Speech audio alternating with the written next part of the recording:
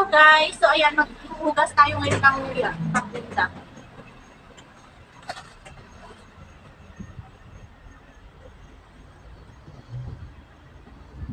So maghuhugas tayo ngayon ng luya. Ibebenta natin ng benta sa market. Ang gagamitin natin panghugas, power spray. Yung pang car wash ng sasakyan. Okay. Mas mabilis kapag ganito ang gamit natin.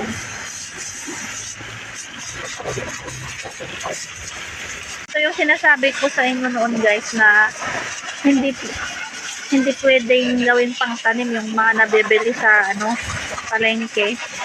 Kasi kapag kami power spray ang ginagamit namin, ayun nasisira na yung tutubuan ng luya kapag natutukan ng tubig. Ayan. Kasi nahugasan na yan. Kami hindi namin ginagawang pangbinhi yan.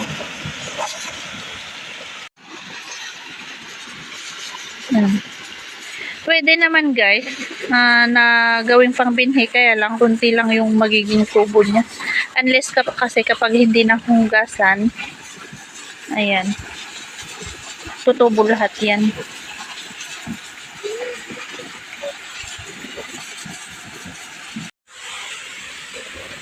Ang huhugasan lang natin ngayon guys ay 7 sako.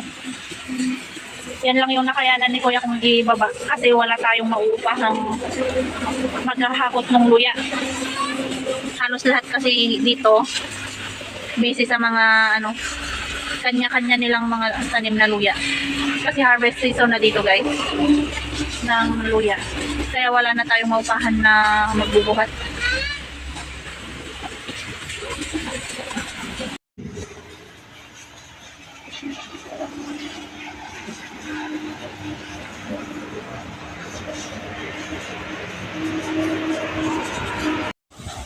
Bukas tayo ng luya guys. Kailangan power spray talaga ang panghugas dito guys kasi para matanggal yung mga nakasipsip na lupa dito.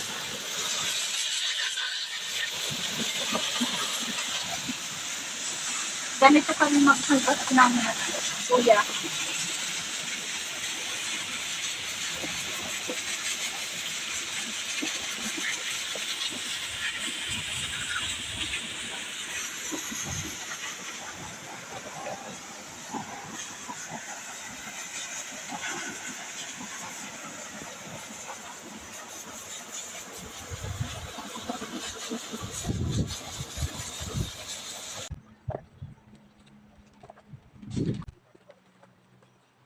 Bukas na natin itutuloy na hugasan ito kasi malamig na yung tubig. Gabi na. Ayan, dito natin i-imbak yung nahugasan natin. Para matuyo. So, ito lang muna ang nahugasan namin ngayon. Kasi alas 3 na nung nag-umpisa kami maghugas. Ayan, para matuyo dito. Kasi kailangan, bago natin maibenta ito, bago natin i-plastic, kailangan yan, yung tuyo. Hindi siya basa.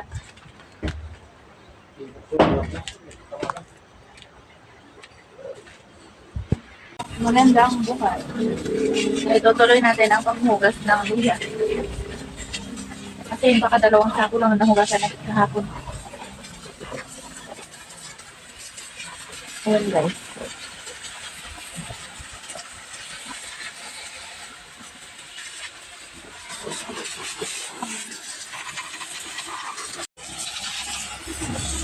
So, ito na yung nahugasan guys.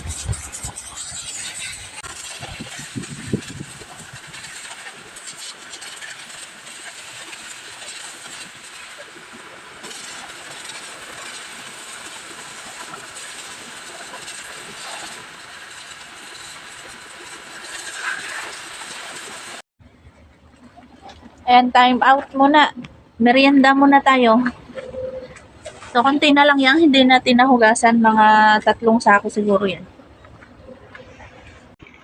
Ayan. So, dito natin nilagay yung nahugasan na.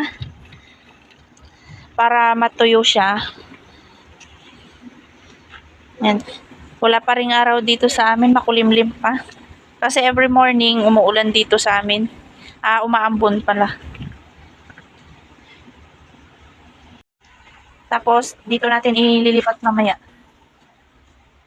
Na-classify na yan. Doon yung big, medium, small, at saka dito, yung SS. So, ipapasok natin dito mamaya yun, nahugasan. Ayan, ganito ang itsura niya kapag tuyo. Natuyo na. Makikita mo yung makintab siya. Compared dito sa basa pa, ayun o.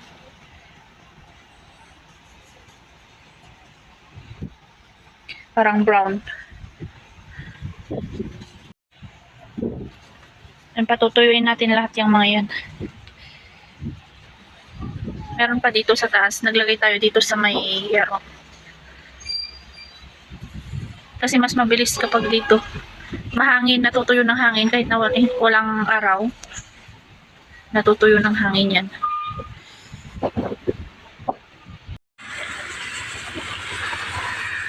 Marami yung tubig natin, malakas.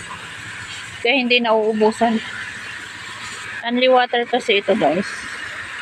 Libre ang tubig dito sa amin. Ayan, power spray ang ginagamit natin pang hugas.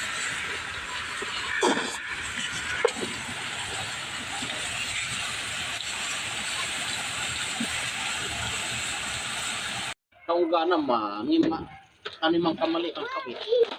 Oh. Ano yan? Nagka-classify na tayo. Dito yung big size dito, banda. Medium, ito naman. Tapos dito yung small SS na dyan. Kina-classify na natin para mabilis lang natin, madali lang natin i-plastic. Lagay sa plastic.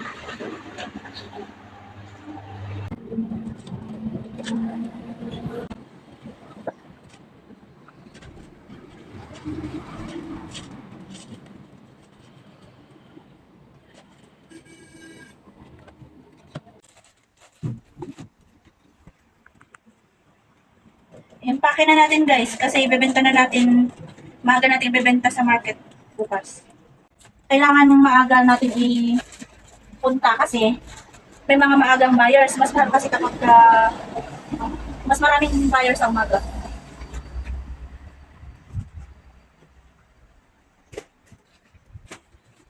Ganyan lang mag-impake ng luya, guys. Ayan. Yung isang ganito, umaabot yan ng 38, ganun. 38. Kapag malalaki, 35, 36. Pag yung mga ganito, small, umaabot ng 40 kilo yung isang plastic na ganito. So, ito ay medium size.